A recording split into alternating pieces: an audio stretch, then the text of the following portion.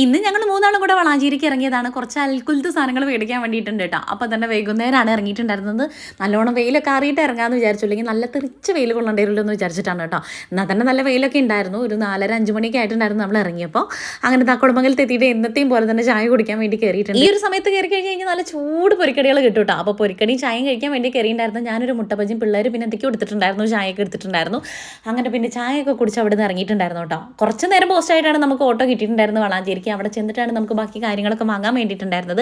പൂജയ്ക്ക് ഫെയർവെല്ലും കാര്യങ്ങളൊക്കെ ആയിട്ട് അവിടെ നിന്ന് കുറച്ച് സാധനങ്ങളൊക്കെ മേടിക്കാൻ വേണ്ടിയിട്ടുണ്ട്. പിന്നെ എനിക്കും കുറച്ച് അൽക്കുലത്തെ സാധനങ്ങൾ മേടിക്കാൻ വേണ്ടിയിട്ടുണ്ട്, വീട്ടിലേക്കും മേടിക്കാൻ വേണ്ടിയിട്ടുണ്ട് കേട്ടോ. അങ്ങനെ ഇറങ്ങിയതാണ്. ആദ്യം തന്നെ നമ്മൾ അമേലിയിലേക്കാണ് കയറിയിട്ടുണ്ടായിരുന്നത്. പിള്ളേർ സീനാണ് കേട്ടോ. ഞാൻ പറയാറില്ലേ, ഇതുപോലെയാണ് അവർ കസ്റ്റമറെ ട്രീറ്റ് ചെയ്യുന്നത്. അതുകൊണ്ട് തന്നെയാണ് അവിടെ എപ്പോഴും തിരക്കും കാര്യങ്ങളൊക്കെ ഉണ്ട്. അതുപോലെ തന്നെ നല്ല നല്ല കളക്ഷൻസും ഉണ്ട് കേട്ടോ. അപ്പോൾ നമുക്കുള്ള ആവശ്യമുള്ള സാധനങ്ങൾ വാങ്ങിയിട്ട് ബുക്ക് സ്റ്റാളിൽ കയറിയിട്ട് അവിടെ നിന്നും കുറച്ച് കുട്ടികൾക്ക് ആവശ്യമുള്ള സാധനങ്ങൾ മേടിക്കാണ്ടായിരുന്നു. അതും മേടിച്ചിട്ട് നമ്മൾ ഗ്രാൻഡിൽ കയറിയിട്ടുണ്ടായിരുന്നു ലൈനിങ് വാങ്ങാൻ വേണ്ടിയിട്ട്. അതും മേടിച്ച് പൂജാ സ്റ്റോറിൽ കയറി.